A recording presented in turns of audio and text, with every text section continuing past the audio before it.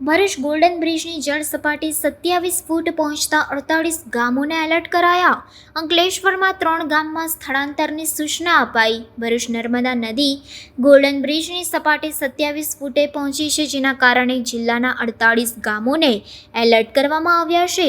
Bharuch golden બ્રિજની જળ સપાટી 27 ફૂટ પહોંચતા ભરૂચ જિલ્લાના 48 ગામોને એલર્ટ કરાયા છે. અંકલેશ્વરના 3 ગામોમાં સ્થળાંતરની સૂચના અપાઈ છે. અગાઉ 280 લોકોનું સ્થળાંતર કરવામાં આવ્યું હતું. નર્મદા ડેમમાંથી 3.45 લાખ ક્યુસેક પાણી છોડાયું, જેના કારણે ભરૂચ ખાતે નર્મદા નદી ગોલ્ડન બ્રિજની સપાટી 27 ફૂટે પહોંચી છે, જેના કારણે જિલ્લાના 48 ગામોને એલર્ટ કરવામાં આવ્યા છે અને અંકલેશ્વરના નદી કિનારે વસેલા ખાલપિયા, સરફુદ્દીન અને જૂના કાંસિયાના ગામના લોકોનું સ્થળાંતર કરવા માટેની સૂચના વહીવટીતંત્ર દ્વારા આપવામાં આવી છે.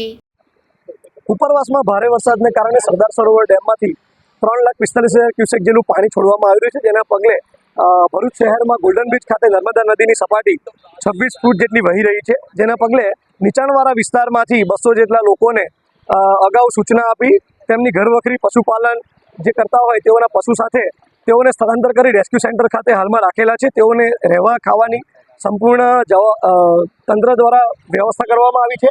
ભરૂચ નગરપાલિકાના ચૂંટાયેલા સભ્યો, પદાધિકારી, સંપૂર્ણ અધિકારી, વહીવટીતંત્રના સંપૂર્ણ તમામ અધિકારી, પોલીસ વહીવટીતંત્રનું સજ્જ બન્યું છે.